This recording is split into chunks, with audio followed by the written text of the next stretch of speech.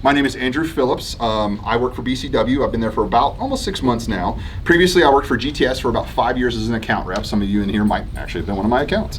Before that, I owned 2 game stores in Atlanta, Georgia called the Tower Game Centers. And currently, right now, I do own a store called Level Up Games and Comics. So I am also a retailer. So I'm approaching this presentation as a retailer more than a manufacturer. So my information is kind of help you on both ends here to answer that. My cohort over here is Rick Kivett. A lot of familiar faces. A lot of people have seen me here, GAMA, Origins, Gen Con. I've been with BCW now for 6 years. I do a lot of the local store marketing. I may have actually visited some of your stores. I know I visited a couple people in here stores. And I also do the BCW Challenge with our professional team. We'll have more for that at the end of this if you guys want to be in contact with me. We've got some exciting things coming for 2020 that I'd like to partner with different stores. So Rick and I are in product development. We're the ones that come up with a lot of the ideas for game supplies and expanding the line, and we're currently doing that and producing a lot more products later this year that you'll see, so we can make it a more well-rounded line, so you're not just TCG supplies. Rick also does the store visits, as he's mentioned earlier. I also do a lot of the sales, so if you're talking to BCW, generally you're talking to me or a lady named Nancy. Ted Littman over here is our head of marketing. He's recording this today, so we can just have it for our posterity here. So we're just gonna go through some stuff today to help your stores out. So this is geared more towards newer stores, but there is some crunchy numbers for the veterans in the group. We have a lot of people here. This is their first GAMA. We also have a lot of new stores here, which is awesome. Always like taking that plunge. It's a high risk. It's a high reward, not monetarily, but it is a great fun time to usually own your own store if you don't let it get to you. So we're gonna go through some stuff today to help you kind of round out what you're carrying in your inventory, answer some specific questions. We're obviously gonna talk about BCW brands since we're BCW, but we're also gonna talk about other brands too, and are you carrying them, or what works for you, what doesn't work for you. So we're gonna go through some stuff here. So to get some of the information that we did, I contacted 20 of the stores I used to work with at GTS and used some of my own storage data as well to compile an aggregate of percentages of what people are doing in their store for overall percentages. Some gave me actual hard numbers for like a dollar amount, so I can give those out to you. I'm not gonna say what their store name is, but I'll just say this store A provided this much information or this much dollar amount. So you can kind of compare and contrast. Is your store doing this? Should you be doing this? If you're a newer store, this is probably what you can look forward to if you keep expanding.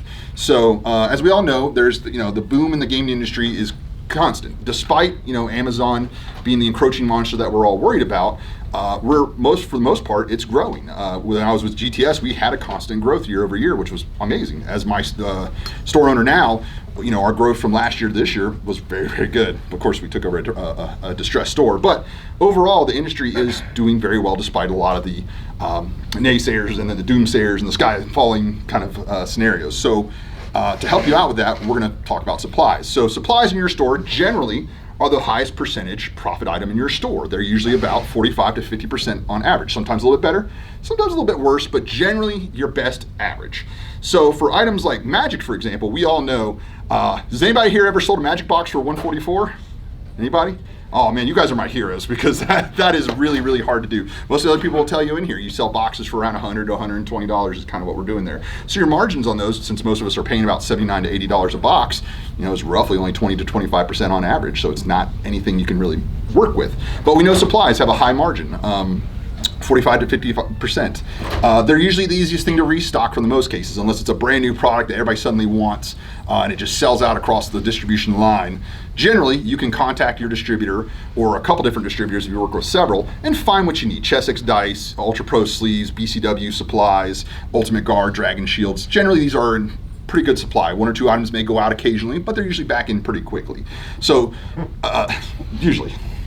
We've had some dry spells before, there's been histories, but generally nowadays the returnability, since I've been doing this for 15 years, some of you guys are veterans here for about that long or close to that, there's some dry times of certain products where they were out for almost a year, but we haven't really seen that since then. Supplies have been pretty constant, so it's a good source of revenue because you can keep it in stock, it doesn't age. Unlike newer releases where the older it gets, the less turns you have, and eventually you have to cut it from your stock. So it's easy to put on the wall. It usually shows pretty well depending on how you have yourself merchandised. And it has a low investment threshold. You can get an entire line of a supply from pretty much any manufacturer for roughly around $500 or $600 investment for that entire line if you want to carry it. Dragon Shields, if you want to carry, if you want to carry a pack of 10 of each of the sleeves, the mats, it's usually $5.50 a pack if you're ordering in quantities of 10 in a display. Most stores get 2 to 3, and that's my experience with GTS. Was most stores got 2 to 3 on average. They're paying around $5.50 because they got a lot, and they got all the colors, which are approximately what, 27 now, 26, 27 colors in matte. So, you know, with Eclipse, we know with Eclipse also still a constant seller. For Ultra Pro, of course those were shorted out a couple years ago, but that's also because due to demand. They were a hot product. If you had it, you sold it quickly. And they still move pretty well to this day. BCW, our Elite 2s, are comparable products to Eclipse, and in some cases I think a little bit better. And they have a lower price point, but they turn very, very quickly as well. So they have a low investment with a steady return on investment. So, but diversifying is key. You'll know that if you have one line in your store, generally you'll move it, but if you offer a couple different lines, it gives people choices. Like anything else, when you walk into, like, you know, if you're gonna go get a soda and you want a Coke, well, yeah, they have 1,000 Coke products, but you'll grab a Coke, but you're glad all that other stuff is there. If they just had a wall of Coca-Cola, a classic, and that's all you could choose from, you probably still take a bottle, but you know, if you want a Coke Zero, if you want a Diet Coke, there's other options. So you get, diversity is key in supplies. So I stress it in my store and other stores that I worked with. Don't get pigeonholed or tunnel vision on just one supply. You don't want to kind of get into that mode where it's like, well, I just carry Ultra Pro, well, I just carry Ultimate Guard, and that's all I carry. If you only have room for that, that's understandable. If you're a small footprint, you don't want to dedicate a lot of wall space to it, that's what you got to do. So diversity is always key in that. So for supplies, for TCGs, I break it down into 4 categories, and this is how we did it at distribution as well. Is for gaming, we had 4 main categories with subcategories below it, obviously. We had TCGs, role-playing, miniatures, and board games. That was the 4 key items we looked at. We had category managers for each who were in charge of controlling those, ordering for those, and projecting sales and forecasting inventory. So for TCGs, that's our broadest category for supplies that are easy to get. Sleeves, deck boxes, storage boxes, playmats, playmat tubes, life counters, life pads. There's a ton of accessories that go into that. Now for role-playing, there's also almost just as much, and there's so much diversity in that, which is really cool. So dice trays, dice bags, maps, miniatures.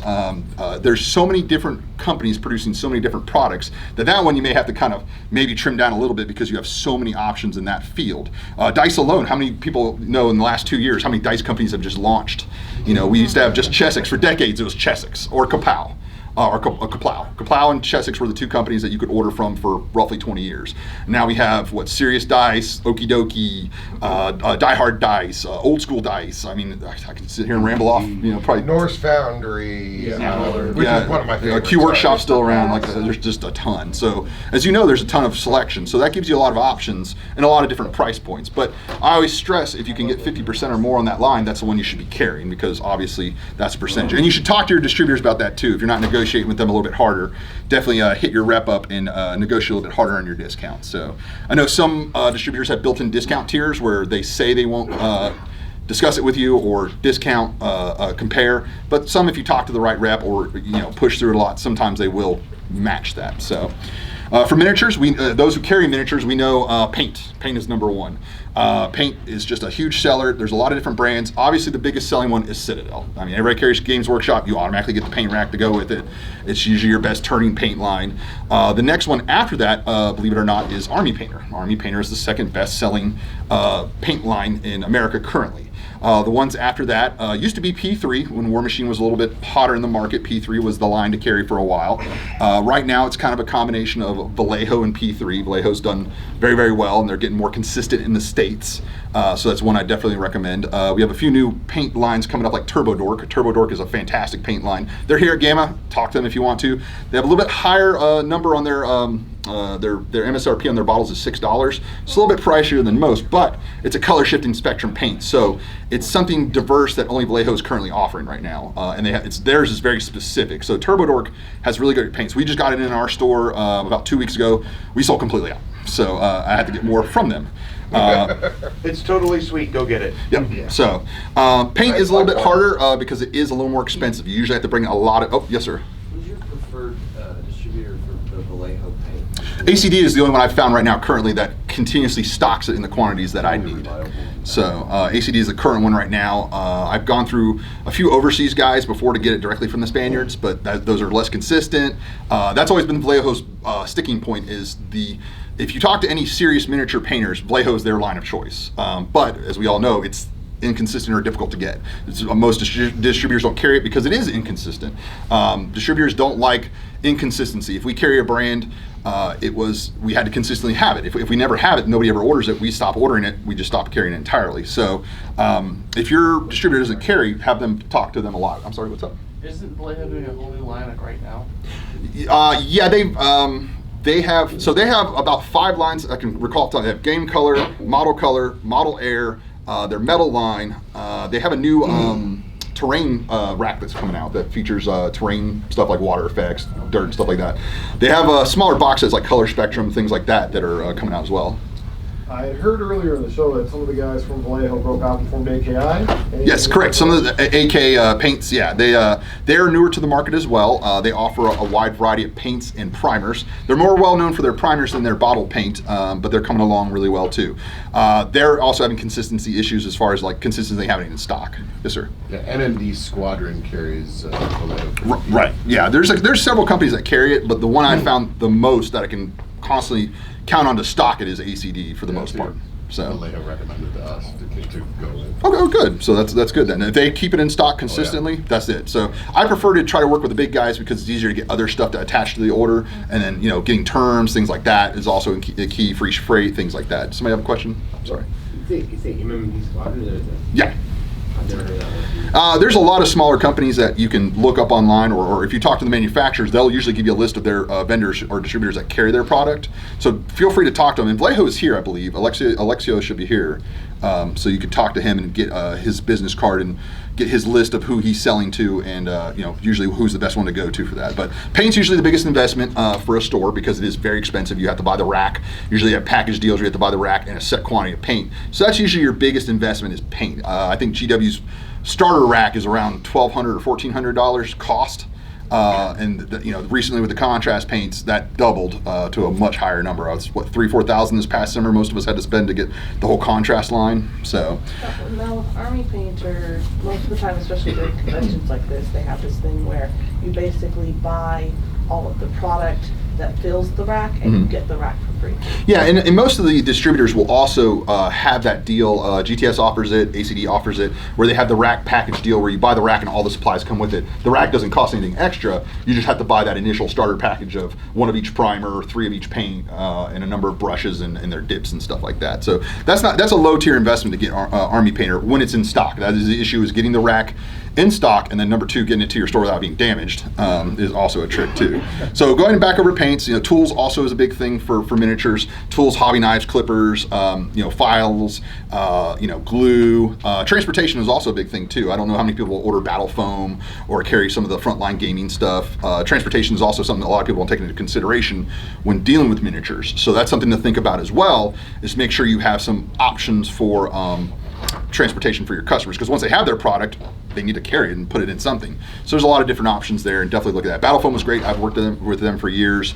They have some great deals sometimes. Their product is top notch, so there's somebody to talk to. For board games, this category gets a lot of it's being ignored a lot for supplies, but it's slowly coming around. Sleeves are the easiest thing to sell for board games. Fantasy Flight makes a great line. BCW makes a great line of different sleeves to house like the different sizes from American standard to European to standard size.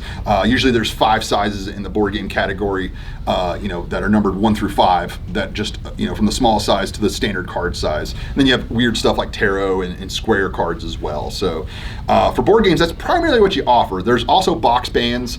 Some stores have reported success with those. Are basically giant rubber bands that fold around the box, holds it tight so when they're traveling it doesn't spill. Box inserts are starting to become bigger. I'm sure a lot of people have heard of Broken Token. Broken Token makes a lot of stuff. They used to be available to retailers. They're exploring that option of offering it to retailers again, where you could carry it in store for specific games. And those are just easy add-on sales. So bits and token trays are starting to come along a lot more, where they're little silicone-based trays that fold up and unfold. So those have been pretty good. So we're going to go over some numbers for stores. So these are just percentages here.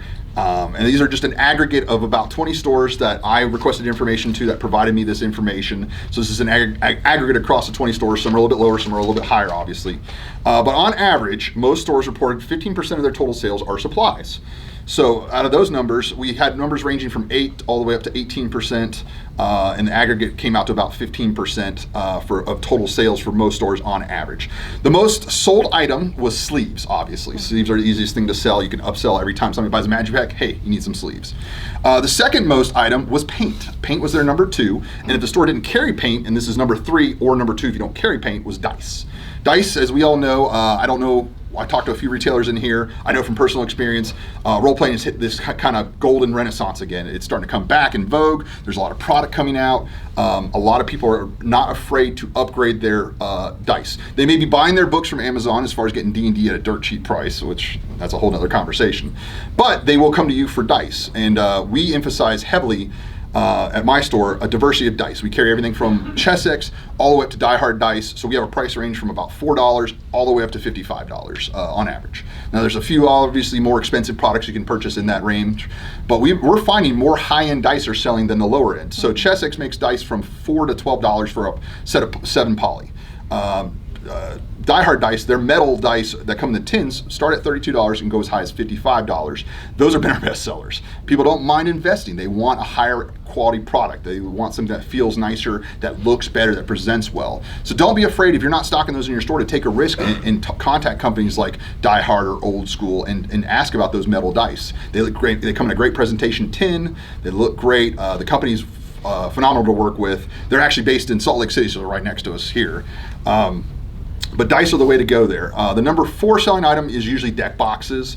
And then it kind of trickles down from there to play mats, play mat tubes, top loaders, things like that. So this does not take into account what people have used for shipping. So if you're a store that ships out a lot of Magic singles or Pokemon singles, that was not taken into account for top loaders, soft sleeves, team bags, things like that for that. So that's a different number there. Most stores reported a 12% growth from 2018 to 2019 in their supply category. So their supply category was growing, and this is due to stuff like D&D and role-playing coming back stronger than ever. Magic always still stays pretty strong for most people, so that's always a consistent thing to have. Distribution, talking to some of my distributor buddies across multiple, since I worked for GTS, but I also worked with, as a retailer for, I worked with Southern very heavily, PhD, ACD, Alliance. The ones who gave me numbers were not afraid to tell me a percentage growth, and they indicate that theirs was an 18% for the supply category across their sales. So on average, it was about 18%. Nobody really had lower than 14%. Some reported as high as 22%. So they definitely see the growth as well, which is why you're starting to see some distributors pick up more brands or diversify their catalog. And talk to your retailer, distributors. Most of us, you think that distributors are in the know. They have so much information to process. They're talking to so many different vendors.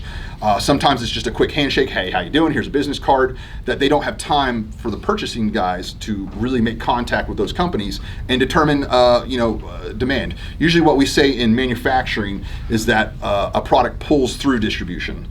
Distribution doesn't push the product, it's pulled through them to you. You're asking them, you're questioning them, you're asking for that product is usually what sparks them saying, hey, we need to carry this. I've got a guy who wants to order this amount. And they find other guys who wants to order this amount. Then they put an initial order in, comes in, usually sells out. Hey, we need to order more of this stuff. So it's a process of time, but don't depend on your distributor to make that decision for you, because they won't. They're not gonna, if there's nobody asking about it, they're not going to order it. So they're not just going to bring it in to bring it in. So you definitely need to talk to your distributors, talk to your rep, talk to their sales manager if you can't get any response from them. Some companies are easier to talk to than others. Some are a little more isolated to talk to them about pulling that through, but definitely talk to your distributor to find out what you're looking for. So on average, this is a breakdown. I have a pie chart here, so this is in the slide. So this is the percentage of the items sold that had any kind of real impact in the store. So 32% of sales for most stores was sleeves. That's 32%. Paint was 25%. Dice was 12.5%. Deck boxes shared a similar percentage, about 12.5%. Binders were 6%. Play mats were 6% as well, and storage boxes, which are usually what BCW is most well known for, is our cardboard storage boxes, 3,200 count, 1,600 count, 800 count. That's what everybody generally knows BCW for, is our storage boxes. This also doesn't take into account comic supplies. So I know some of you guys in here are hybrid stores that are comic book / game stores. We did not take in the supply count for bags, boards, long boxes, short boxes, things like that. We didn't take that into account for this research. Since we're coming to GAMA, we primarily wanted to present game data. So if you want some data on comic book stuff, I'll be glad to provide that to you. Just grab my business card, email me. Yes, sir. I'm assuming that these percentage sales you're talking about are dollars, not quantity. Percent of sales of that category. Right. So this is percent. So out of the 15% on average, 32% of what they were selling was sleeves. Out of that percentage. Now, dollar amount, we do have some dollar amounts here. So store A, this is the dollar amount they get. They did $147,540 last year in supply sales, which made up approximately 11.62% of their total sales. So you can extrapolate that, figure out how much they were making, and you're talking about a store that's close to $2 million. Store B did $65,620, and that was 16% of their total sales. Store C did $121,403, and it was just lower than 6% of their total sales. Store D, it was $289,711, and it roughly made up about 12.5% of their total sales. So my store was Store C. We did about $121,000 in supplies last year. Now that is taking into account comic books and stuff like that. That's comic book, sleeves, everything else broken together down into one category of supplies. But we did approximately $121,000 last year just in supplies. And that was a good percentage of that was BCW, but also Dragon Shield. So my store, we carry Ultimate Guard, Ultra Pro, BCW, KMC, and we dabble Mayday a little bit. Of course, we carry the Fantasy Flight board game sleeves. And when we carry a line, we carry the entirety of a line. So Ultimate Guard, we carry everything they make in the TCG category that's not an oddity. So we carry their we carry their Supreme sleeves till they kind of start discontinuing. Of course, we carry katanas, boulders, archives, things like that. For BCW, of course, we carry the Elite 2s. We carry the inner sleeves. We carry the board game sleeves, the deck vaults, playmat tubes. So we carry a little bit of everything when we can. So that's, I try to say, when we carry a line, I try to emphasize carrying all of it. It gives your customers more choices. It's a low investment. Most stuff doesn't cost you more than a couple dollars per item, so you can stock it pretty heavily. All right, so where do you showcase your supplies? Most stores that we talk to, or I've visited, or Rick have visited, can tell you, most stores keep their supplies near the register. Is that correct? Is everybody true for mostly everybody? And why do we do that? Because it's theft. That's the number one thing. Everybody says theft every time. Theft. Theft is one of it. Yes, we want to keep track of that product. It is a product that is hard to prove. Easy add-on. Exactly, that's my next point. That's exactly where I was going with it. Theft is number one usually in our minds. Our shrink, thankfully, at our store is very low. We do have cameras. We have a pretty good clientele, so shrink in our store is almost non-existent. It's very, very small percentage. Some stores, it's worse, and I know that. I've had some stores say it's like 5% or 10%. I'm like, oh my God, how are you still open? I've worked for corporate stores like Best Buy, Target, and I've worked in their loss prevention control in the past, and usually 2% was the highest you could get in those stores. Like, they would not let anything go above 2%. Anything like that, people are getting fired, people are getting replaced, new teams are coming in. So, but supplies, theft is an issue, but marketing, it's upselling. Being at your register, it's easy to point to. Somebody comes up with a couple pack of magic cards or asks for some. Say, hey, you need some sleeves? Hey, you just got a playmat, you need a tube. That's the best place to hit your upselling every single time. And we can't stress that enough to hit that upsell. That's my employees are required to ask it. Excuse me, if they don't ask a certain number of times, they start getting written up for, if they're not asking every single time, do you need some sleeves? Whatever product they're buying, they come with a stack of comic books, hey, need some bags and boards? And we usually have some right there to grab, either behind the counter or near the counter, so they can just turn around and grab it. That's the best thing to do is your upsell. Having a presentation at the store, having it right next to your register helps keep the loss prevention down, but also is your upselling. So always remember that. Positioning is key on that. You always want to have a made display. You want to make sure that it's not too high, so customers can reach most things. Most of the average height in retail, I believe, is 7 foot is usually the limit that you want to put something at. So we measure constantly to keep everything at 7 foot or below, so the average person who's 5'2" can usually reach that highest product. But we usually keep it at least 6 inches off the floor within 7 feet of a reaching point. Upselling getting your employees trained every single time. Just ask, hey, do you want this? Do you want this? Do you want this? That comes from just basic retail 101. Always have your upsells going on, and don't be afraid to suggest or sell high-end products. Some people are a little nervous that people are coming in. They may look a little grungy. I want to interject. Sorry. We're talking about marketing. We're talking about chance of upsell. There was one story from my travels that made me think of something that a lot of stores should do. How many people, just show of hands real quick, sell comics in your store? Okay, almost half the room. About half the room. BCW makes a product. I'm not trying to plug just BCW. Find it from anybody you want. It's a folio, a comic store folio. It's a cardboard box with a flap over the front of it. Nice, great for taking to conventions. We have a bunch of different art print ones.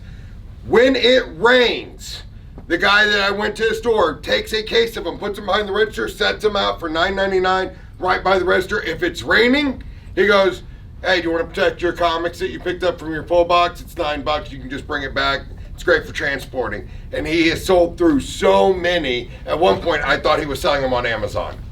So look, the rule of thumb is look for an opportunity with a product to find a reason why it should go that day and market it for that, essentially. That's it. Yep, so it's always a good point. So for our store, our policy is we don't bag or board our comics that are on the wall. We leave them just raw, and I know some people cringe at that. We offer bags and boards for customers that are subscription customers. That's an extra incentive.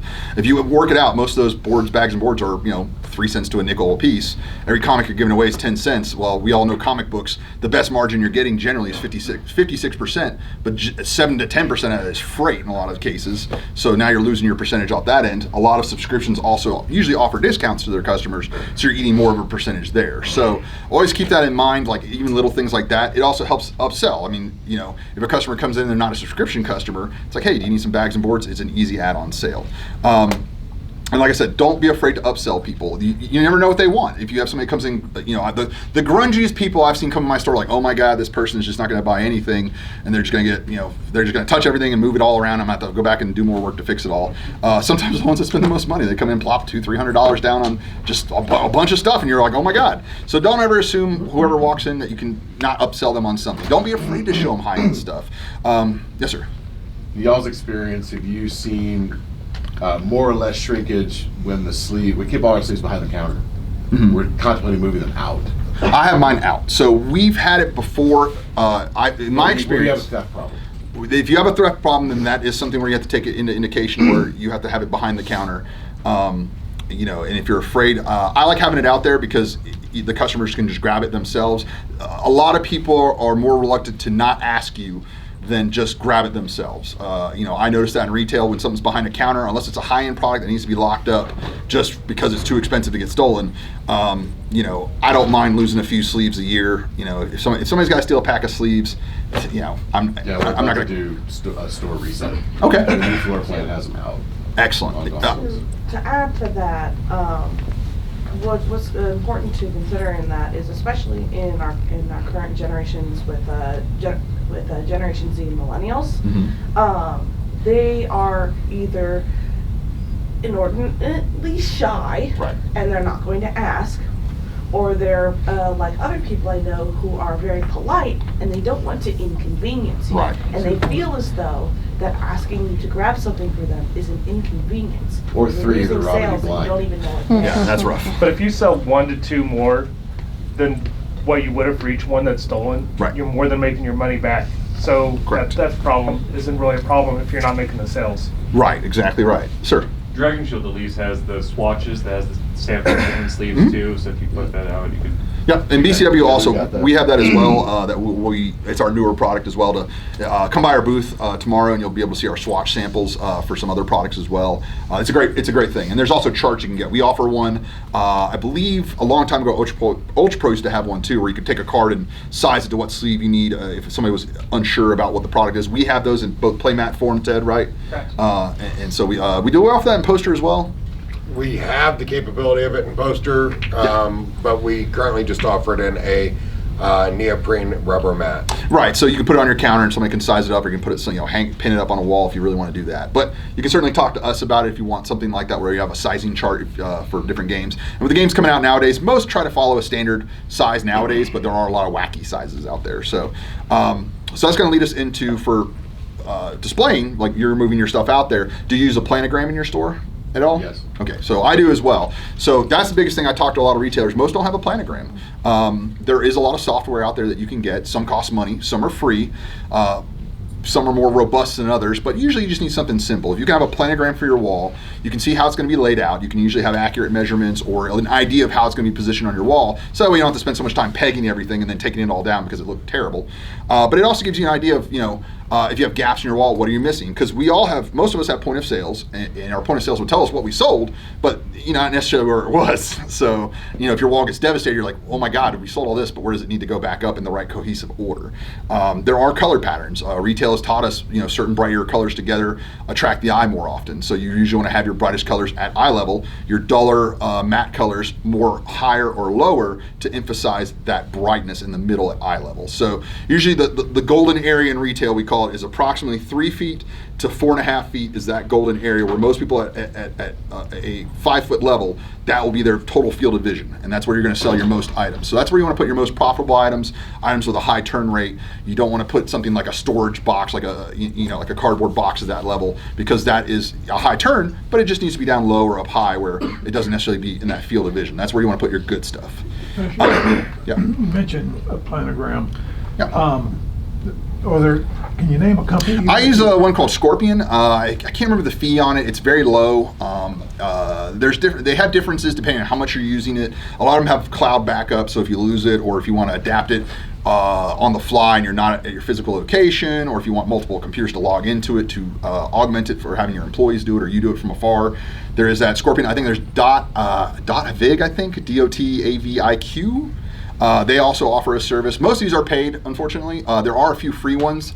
I can't speak on any of those that I would recommend, but you can certainly trial and error. But having a planogram helps. It helps set it up for you. If you have employees, it helps set up for your employees. So that way you can just send them the planogram. If you're not there, or if you're like, hey, I gotta go, I got a meeting, I got something I gotta do, hand them the planogram. They can just literally put it up without having their interpretation of how it should look. So, and that helps, set up rotation of product. How often do you turn your store?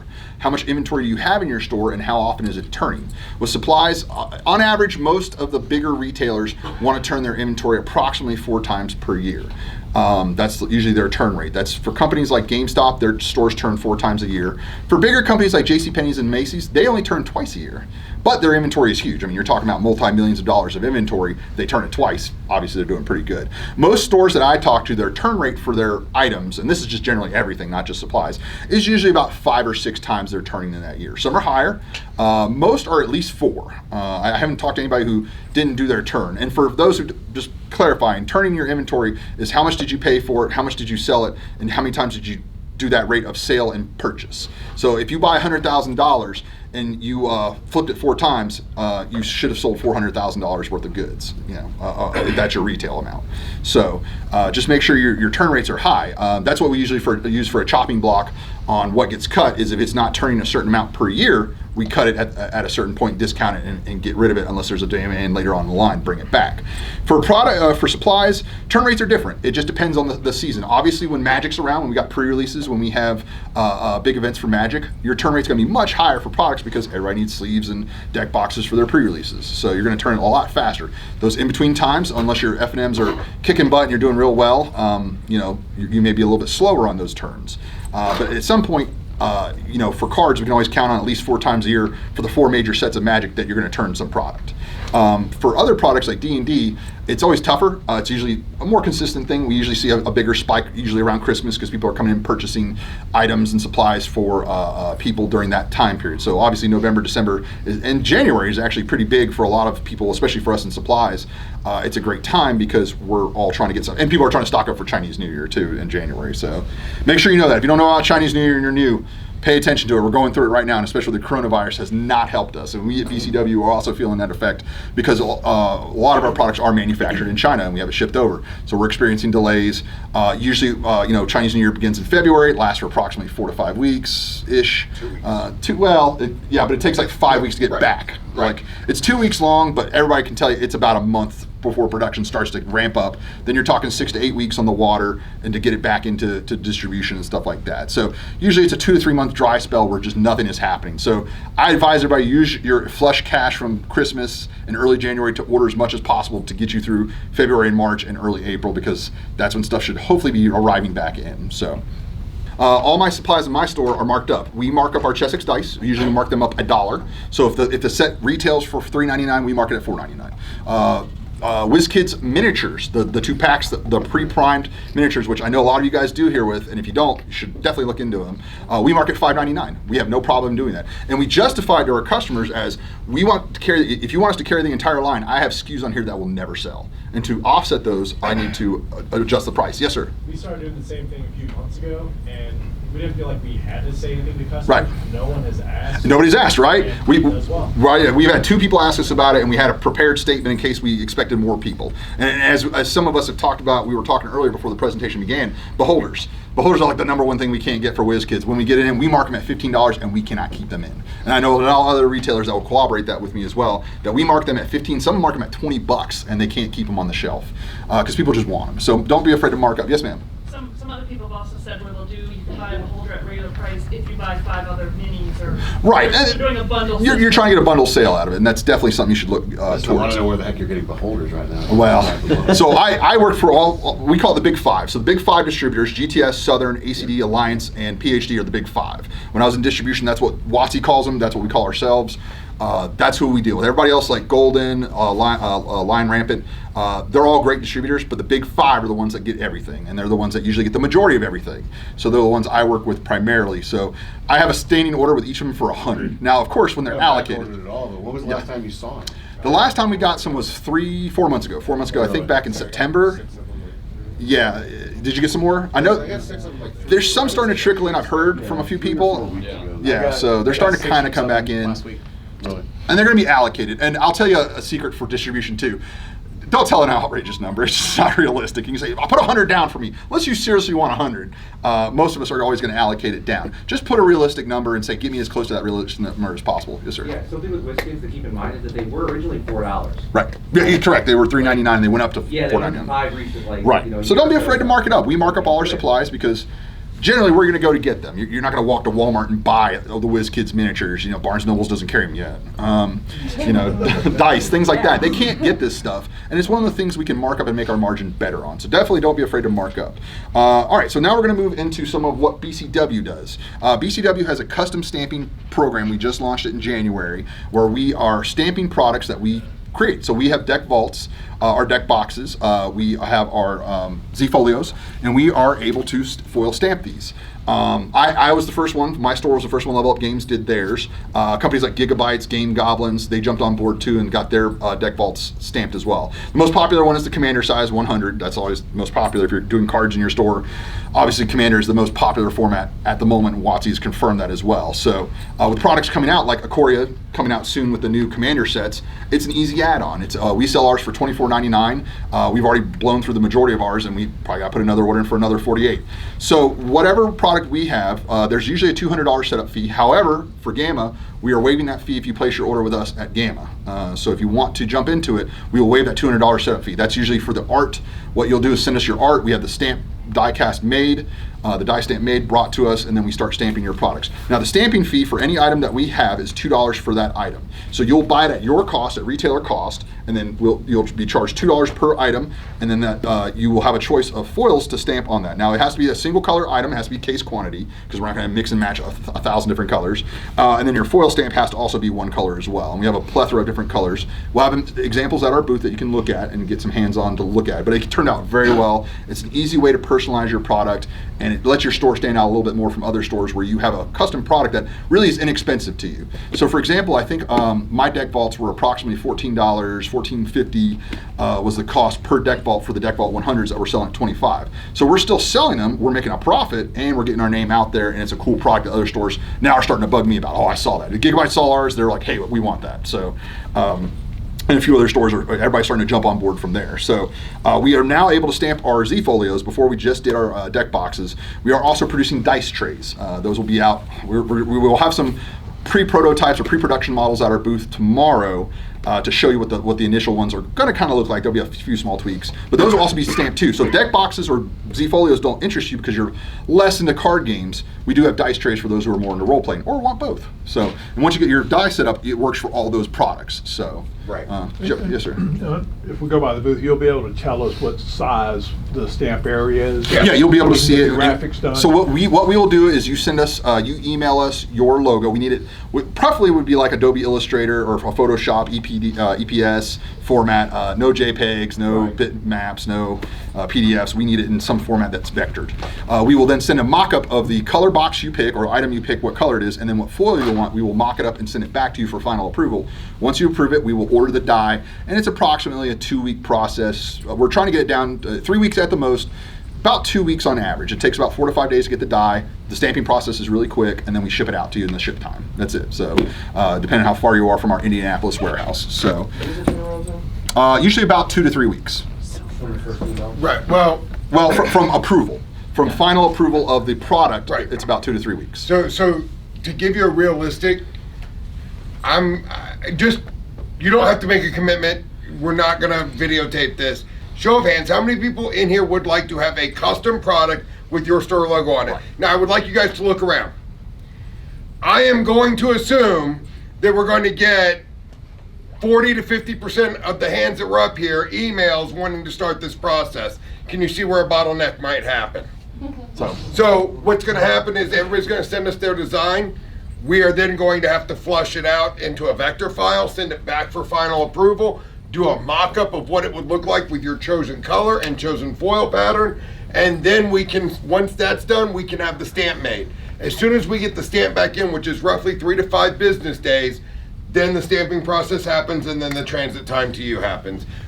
That's the realistic explanation. If we end up with 50 people, it may be a little bit longer than 2 weeks.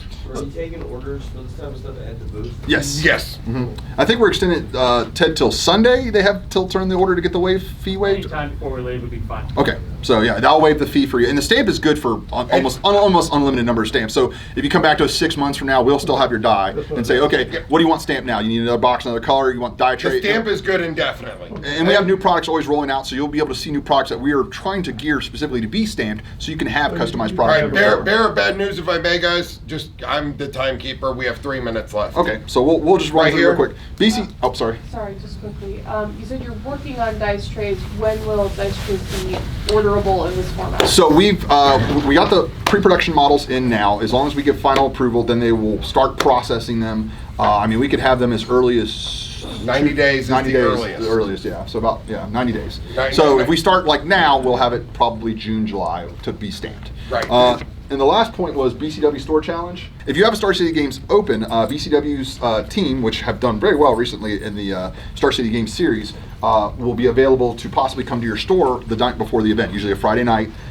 During the F&M, the pros will be there. They'll be able to play games with you. Rick brings a lot of cool product to give out to your customers, and it's usually just a goodwill event where it's a lot of fun. Now, I do want to, hi, that's Parker Banner, Ken and Wayne. One of my absolute favorite ones we went to because it changed Jim Davis's life.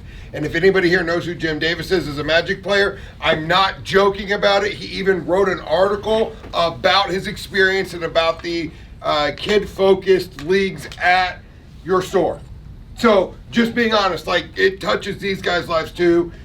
We did it as a way to kind of get back to the community, but I do more than that. In 2020, I am hopefully going to be traveling and doing store spotlights. So one thing we look for is, do you carry BCW product? Yes. Is the owner or manager somebody who wants to sit down and talk to me? Yes. Cool. Contact me. Get my information. I'm going to travel and I want to talk. I want to kind of put on display the retailer grind. I'm doing a whole series where I want to talk about how did you get started? How long have you been in business? Why do you do this?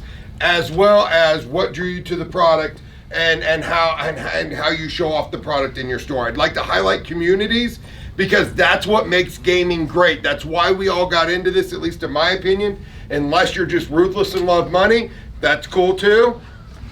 But realistically, we were drawn here because it was something we found a passion that we connected with. So find me, I'm on the floor, I'll be at the bar, find me, I would love to talk to you guys. Yes, sir. So in our store, we've had an overwhelming success with playmat sales Mhm. because we put them in the top loaders. Yep. And you can sort on like vinyl records. Yep. Is there any possibility that BCW might produce a housing box for that? Because we had to have. I am currently working on talked about that that. right now. I do have a question. You brought it up, and I want to ask everybody. Anybody here okay ordering wood from like Lowe's and getting it already pre-cut, or does it, or would whatever I make have to have the wood in it? Yeah. I'm super down with buying wood. Send me plans. I'm a nerd. Well, because I'm designing a clip that puts things together, and it would be super cost effective if you had your own wood plank. Like if you went to Lowe's and went, I need 2 this size, one this size, one this size. Snap it together. And then I just sell you the clips at a very cost effective rate. If I've got to put the actual meat in there, if you will, whether it's plastic or whatever, the cost of those go up. Whereas wood is really cost effective to get it locally, and Lowe's and I believe Home Depot also pre-cut it to the size and shape you want. We're already. And we have some pictures here. Like I said, this is on our slide where a customer up in Maine had it cut, where they cut their own wood and have it kind of like vinyl, where you can scroll through the BCW tumblers. Is that yours? No, this is from Game On in Augusta, Maine.